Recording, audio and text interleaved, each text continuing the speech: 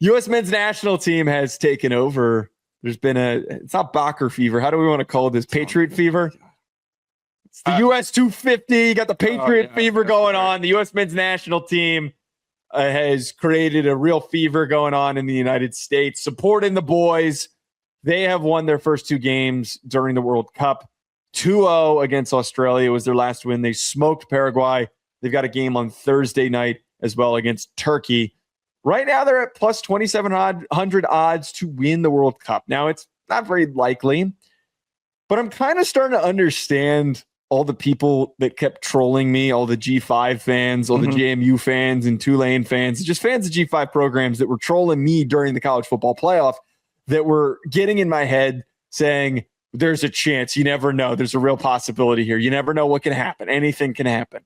I'm now kind of getting it because it's kind of fun seeing most of the people that cover soccer in other countries get really pissed off and angry when you act so confident that the team's not going to make it very far is better than it actually is. As a G5 sympathizer, that is one of the big bonuses that comes with it. I'm going to dub it the bird flu because of the eagle instead of you had a real chance here. Bird flu. You had a real chance with. I'm not excited about it. I hope they get bounced still. Why? Because I'm over it. You can't. But you have too much soccer coverage.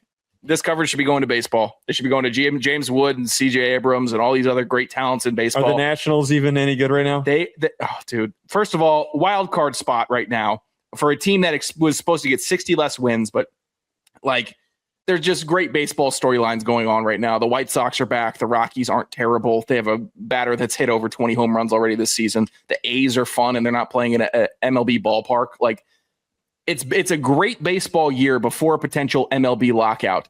And all everyone's talking about this June is soccer. And that hurts me. It just hurts me. I'm a baseball guy, a football guy, hoops guy, not a soccer guy. I would understand you having that commentary if the U.S. was just a tragedy like they are every single year. Like if they were like super crap, they were ass and they were just showing up and donking around like some of these other teams are doing right now, and they were doing a whole bunch of nothing. Normally, that's what it is with the World Cup, and that's normally my perspective of why do I care what a bunch of other countries are doing? There's not really much of a reason for me to buy into. The U.S. is actually playing well, and there is a possibility that they do go on a little bit of a run. Probably don't go to the final. That's not going to happen. We're not dumb enough to buy that much into this. Everyone's still holding out a little bit of hope. A little bit of hope. Will. Well, I had interviewed Jack Chat earlier, and when we talked about it, he said, well, their path right now with their potential matchups are quite favorable for who they could see. Cupcake schedule. They're playing the FCS teams right now. Yeah. That's what they got going, and everyone's like, oh, America. Oh, yeah. Australia was supposed to be pretty good. No, they stunk. Dude, the Australians, by the way, no, they were supposed to be good. They are some of the sorest losers on the planet. They're pissed off, man. Watch that damn game upside down, idiot. That's so stupid. That's the best bit that came out of the game. The upside down highlights the whole feed. See, the U.S. I missed that. The U.S. can't be good at soccer because we're too good at memeing. We're too good at trolling. We're all over NBA Twitter's on this one. I can tell that there's a lot of NBA Twitter nonsense that's going on. Here's the thing. They have a bunch of easy draws. I don't think the U.S. has been favored in this many consecutive games, like in the World Cup ever. And I don't think that's because they have a good team, by the way. Like Pulisic didn't play in one of the games and they were still favored. They're playing cupcake teams. They're playing teams that you're supposed to roll over. I know it's not Curacao or some of these other teams that are really, NIU level or freaking Southern Miss. But geez, they're still playing warm-up games. I think when they play a legitimate team that has like goalkeeping and offensive strategies that are on par, if not better than the US's, they will fumble.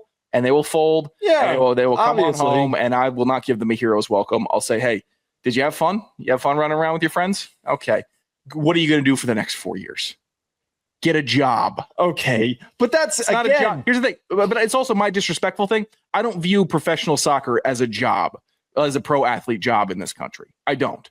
Even the guys that are playing in the major leagues across the country, they're making some of those guys. 10x what you're making right now. Yeah, okay, pocket watching. Okay. Oh, I'm just saying, you're acting like they're not doing anything. Yeah, I don't see it. I see it as a job, that also all the real talented US players are playing in Europe. So all the guys here are still they're the scraps.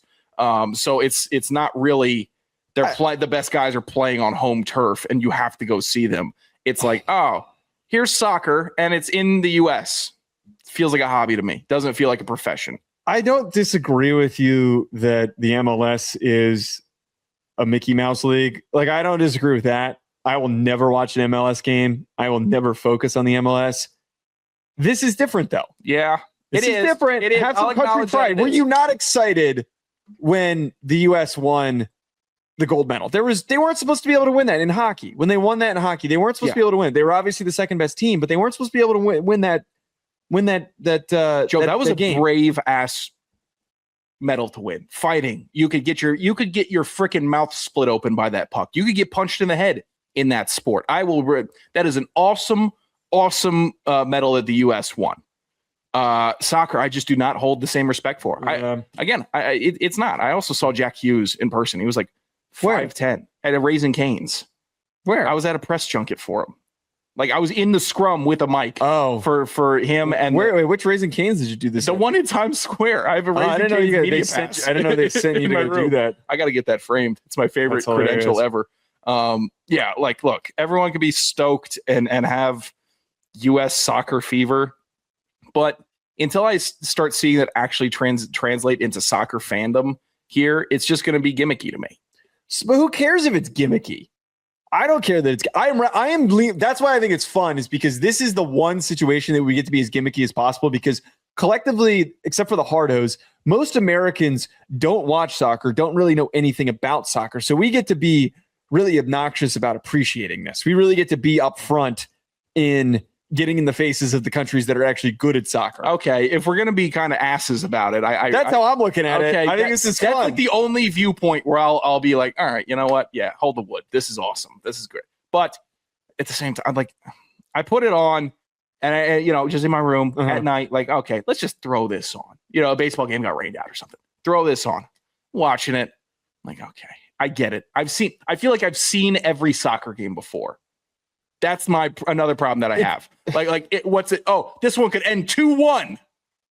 Like a billion other games before have ended 2-1. There's no variance in the sport. It's just you get a cool goal or you get a tie. I don't disagree with that. They are a little bit redundant, but at the same time, I do kind of think that it's very easy to keep up with. That's true. If something happens, you can kind of just glance up at the screen while you're doing something else and like, oh, look, it was a goal. Nothing really happens for just 90% of the game. Yeah, but then also in that last remaining 10% of excitement, 8% of that is like getting fake excited before they soar one over the net. That's part of the fun.